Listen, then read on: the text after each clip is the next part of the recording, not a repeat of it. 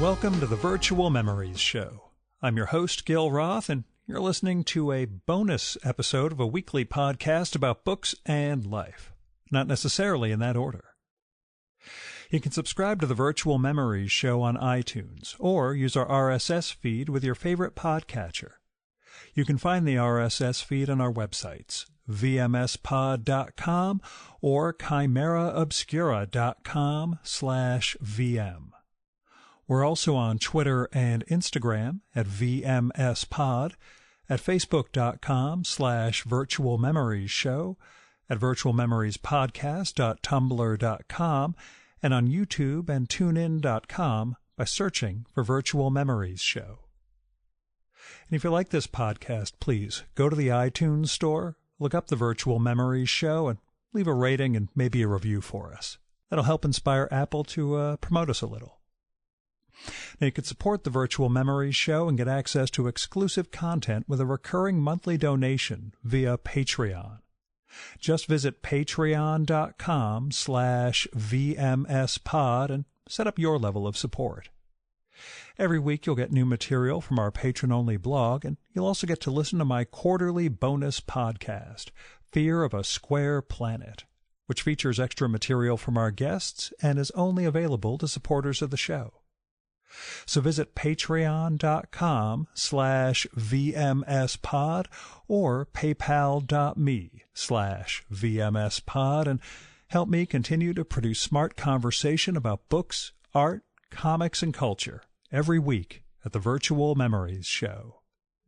And as I mentioned at the top, this is a bonus episode of the show, so no interview this time around.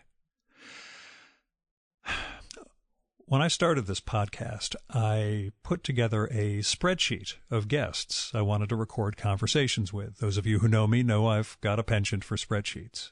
And I have a penchant for breaking things down into categories. I did that with the guests, and one category was dream guests. And over the years, I've managed to get a few of those dream guests on the show. Clive James, Harold Bloom, most recently, Jaime Hernandez.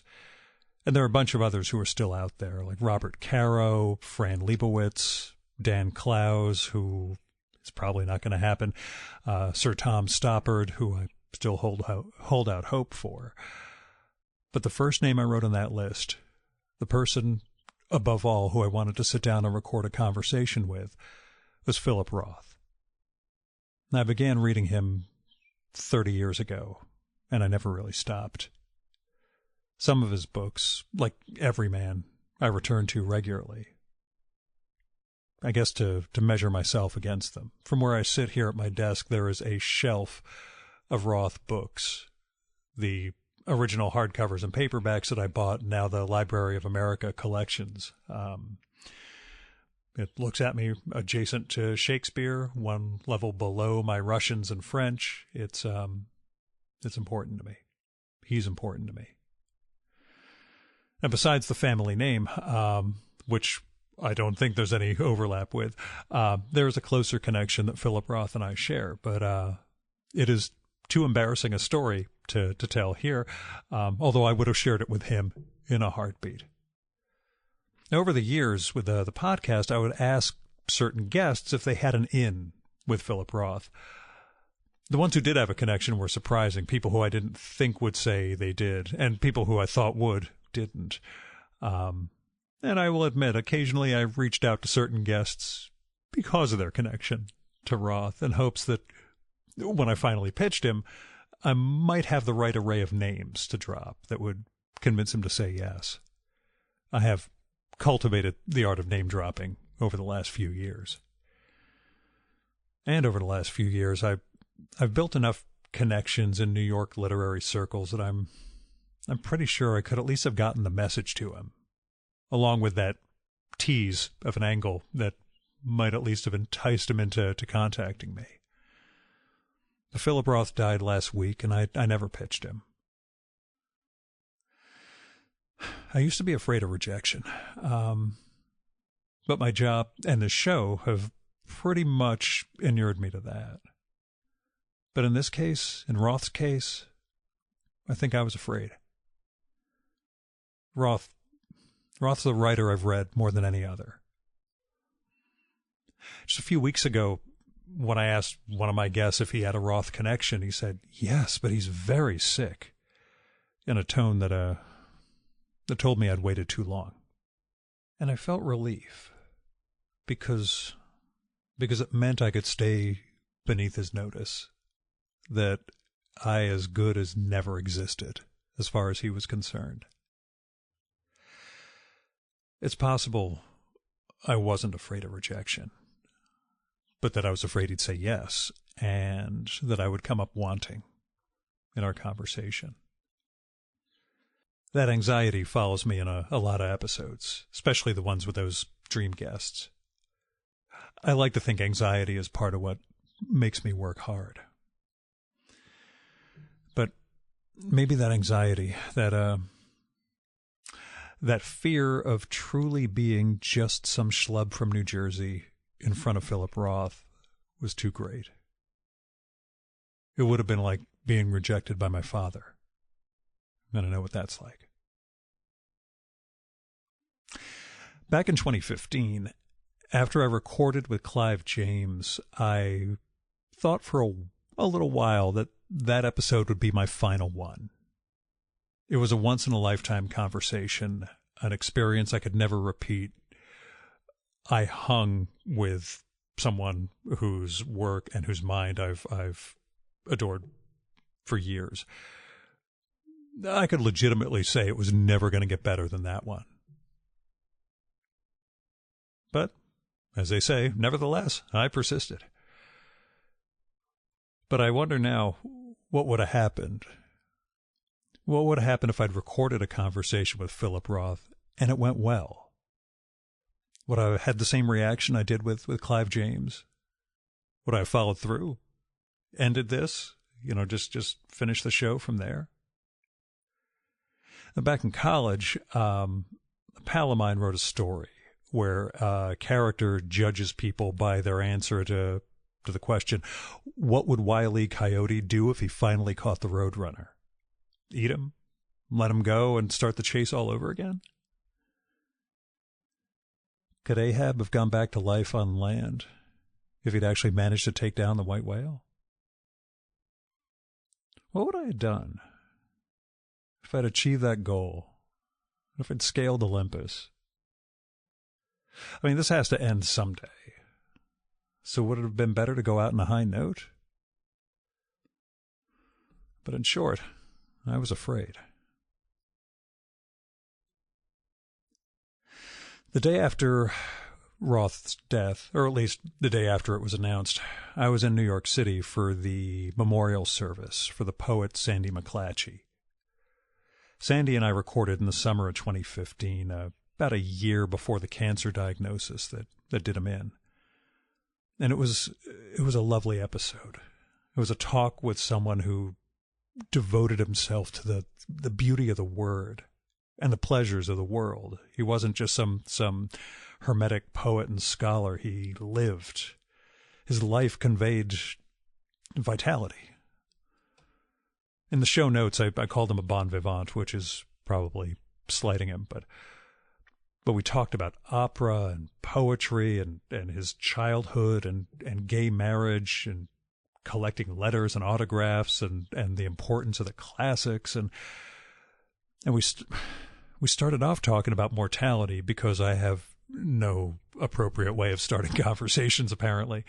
And he told me about his accountant's advice, that he adopt less of a long-term plan. See, Sandy was just 70 then, and he was planning 85 to 90, and the accountant just sort of, maybe a little shorter term. He turned out to be right. Now, earlier that same day, that summer day in 2015, I recorded what turned out to be an unexpectedly profound conversation with Bill Griffith, the cartoonist who makes Zippy the Pinhead. And yeah, you can talk about high and low and comic strips and a guy who writes libretto for opera, but they're both special, and the conversations both touch me in ways I wasn't expecting. And during that drive home on Route 95 that Saturday, and it was a long day getting up to Connecticut, to Old Lyme, then down to Stonington, then back to New Jersey, I thought about how wonderful a life I have. And if I had ended the show after the Clive James episode, I never would have had either of those conversations. Sandy's memorial service was beautiful. It was held at the Academy of Arts and Letters up in the 150s in New York City. And there were these heartfelt tributes from Sandy's colleagues and his family, and songs synced to montages of photos from his life, and musical performances by the soprano who just owned the room. She was amazing. And there was a lively reception after. It was a celebration more than a grieving, I think. I knew a few of the attendees, recorded with some of them, but I did not pitch anyone on doing the show because I try to have boundaries. Sandy, he helped plan the memorial service. He requested some of the speakers.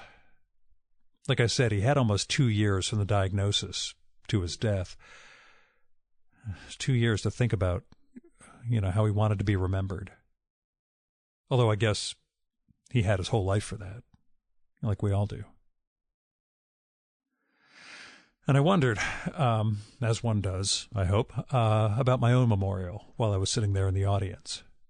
Not whether there'd be a turnout like his. I know I have not touched anywhere near as many people as Sandy did, and that what I do is nowhere near as important as the poetry he made and his tenure editing the Yale Review and all the students and poets whose lives he helped. But I wondered who would speak, and what music they would use, and which unexpected people would show up. For what it's worth, I do have a YouTube playlist entitled Songs to be Played in the Event of My Death. You could probably just get away with playing I Dream a Highway by Gillian Welch on repeat. It's about 15 minutes long. Use that for the recessional. Not that I'm micromanaging, but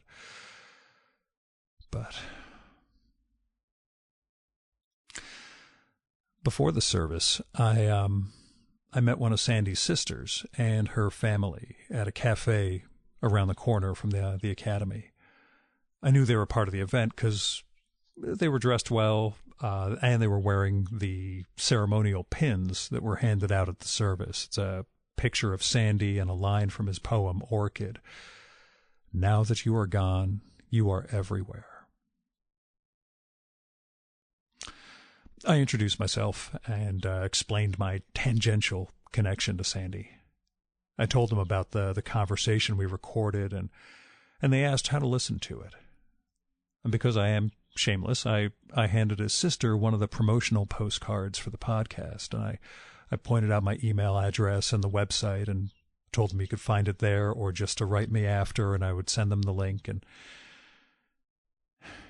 as I was handing it to her, I realized I was about to give her a gift. It was an hour or so with her lost brother. This show is the only gift I have to give. Thank you for listening.